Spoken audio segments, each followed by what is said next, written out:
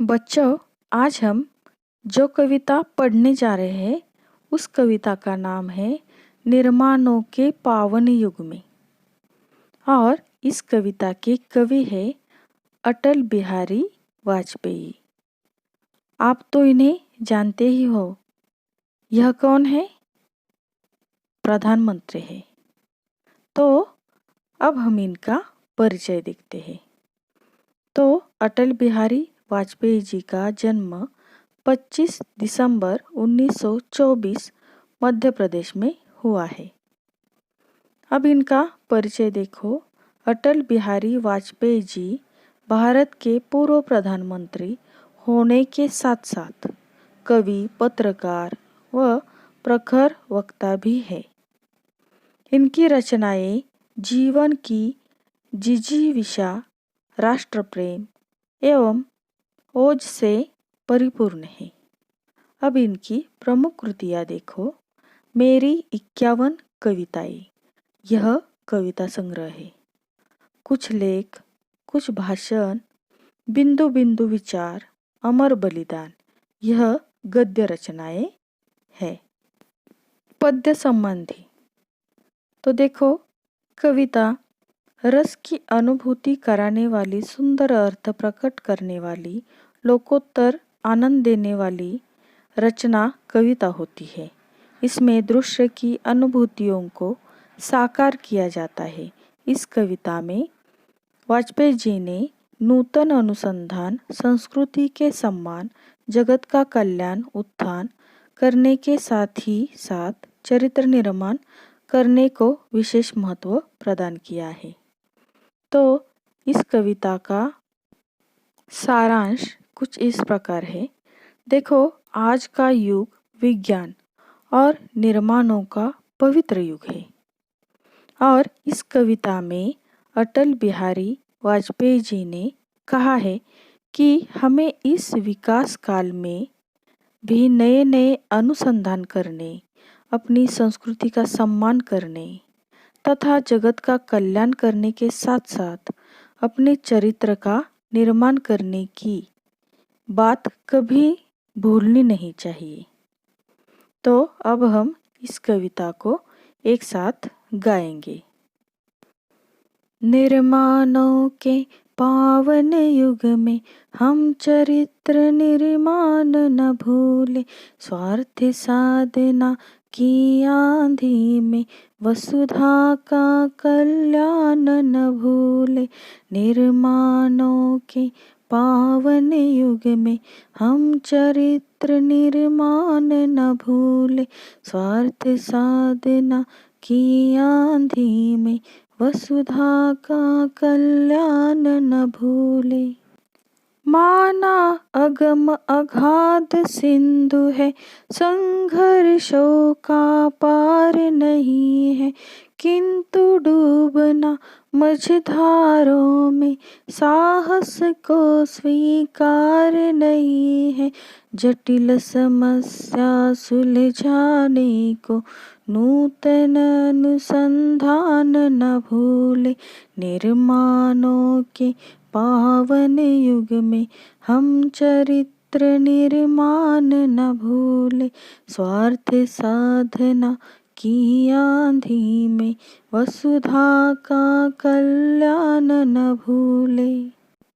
शील विनय आदर्श श्रेष्ठता तार बिना झंकार नहीं है, शिक्षा क्या स्वर साध सकेगी यदि नैतिक आधार नहीं है। कीर्ति कौमुदी की गरिमा में संस्कृति का सम्मान न भूले। निर्माणों के पावन युग में हम चरित्र निर्माण न भूले, स्वार्थ साधना की आंधी में वसुधा का कल्याण न भूले।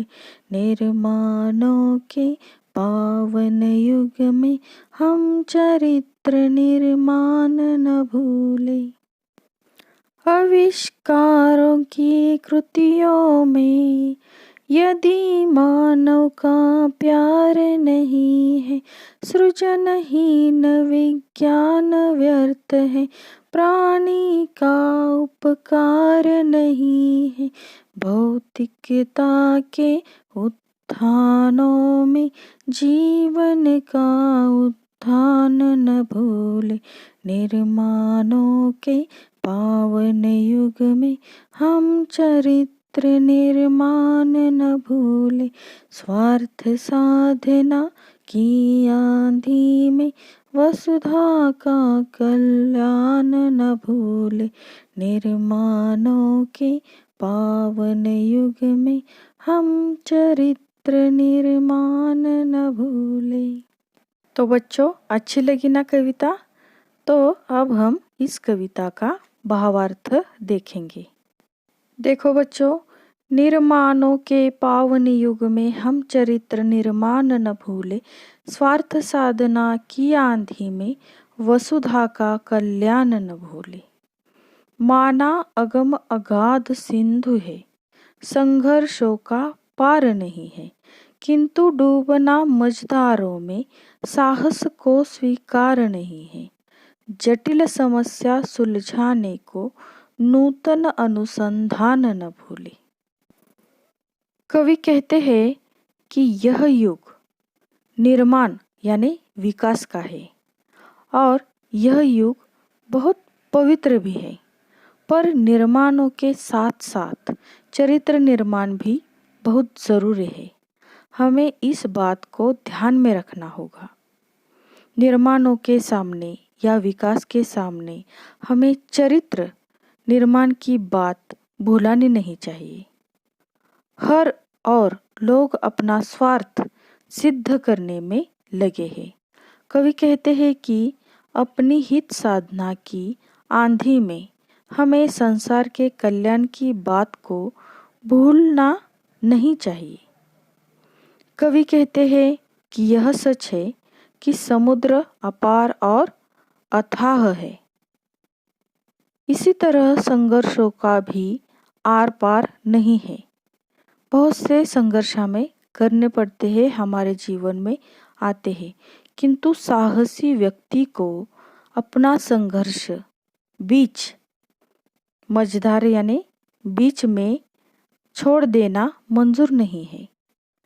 पेचीदा समस्याओं को या कठिन समस्याओं को सुलझाने के लिए हमें नए नए अनुसंधानों का उपयोग करना चाहिए।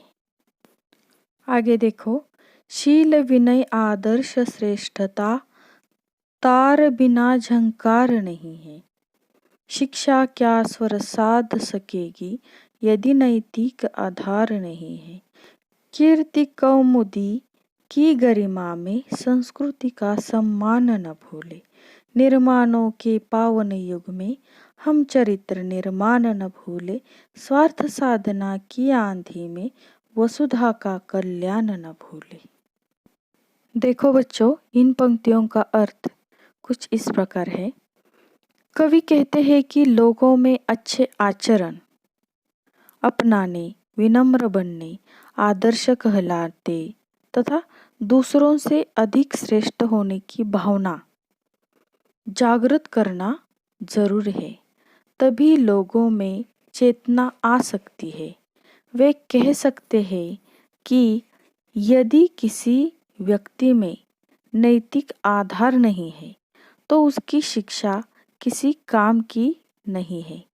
चांदनी की शोभा की तड़क भड़क में हमें अपनी संस्कृति का सम्मान करना भूल नहीं जाना चाहिए। कवि कहते हैं कि यह युग विकास का है। यह युग बहुत पवित्र है, पर निर्माणों के साथ साथ चरित्र निर्माण भी बहुत ज़रूरी है। हमें इस बात को ध्यान में रखना होगा। निर्माण के सामने हमें चरित्र निर्माण की बात भूलना नहीं चाहिए। हर और लोग अपने स्वार्थ सिद्ध करने में लगे हैं। कवि कहते हैं कि अपनी हित साधना की आंधी में हमें संसार के कल्याण की बात को भूलना नहीं चाहिए। आगे देखो, आविष्कारों की कृतियों में यदि मानव का प्यार नहीं है, सृजनहीन विज्ञान व्यर्थ है, प्राणी का उपकार नहीं है। भौतिकता के उत्थानों में जीवन का उत्थान न भूले, निर्माणों के पावन युग में हम चरित्र निर्माण न भूले, स्वार्थ साधना की आंधी में वसुधा का कल्याण न भूले। तो देखो बच्चों, कवि कहते हैं कि आविष्कारों से जिन वस्तुओं का निर्माण हुआ है, यदि वे मनुष्य के काम की नहीं है, उनसे प्राणियों का कोई भला नहीं होता, तो यह विज्ञान व्यर्थ है, इसे सृजनहीन ही कहा जाएगा। कवि कहते हैं कि भौतिक तड़क भड़क के बढ़ते प्रभाव में आकर हम अपने जीवन का उत्थान करना न भूलें।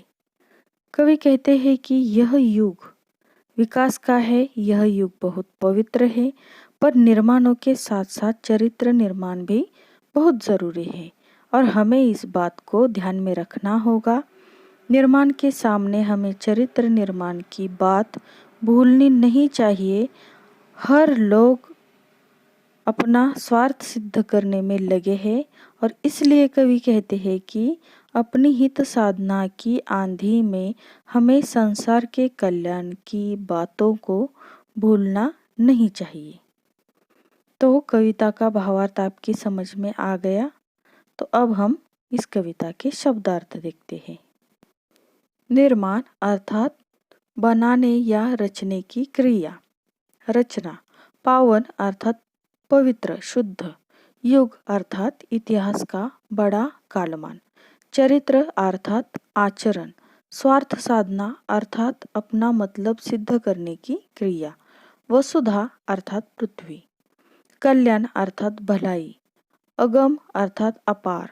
अगाध अर्थात अथाह। सिंधु अर्थात समुद्र सागर। संघर्ष अर्थात विकट परिस्थिति से निकलकर आगे बढ़ने का प्रयास। मझधार अर्थात लहरों के बीचों बीच। साहस अर्थात हिम्मत। जटिल अर्थात पेचीदा दुरूह। सुलझाना अर्थात उलझन या जटिलता दूर करना। नूतन अर्थात नया। अनुसंधान अर्थात खोज जांच पड़ताल। आगे देखो, शील अर्थात मिजाज चाल ढाल अच्छा चरित्र। विनय अर्थात नम्रता। आदर्श अर्थात अनुकरणीय वस्तु। श्रेष्ठता अर्थात उत्तमता।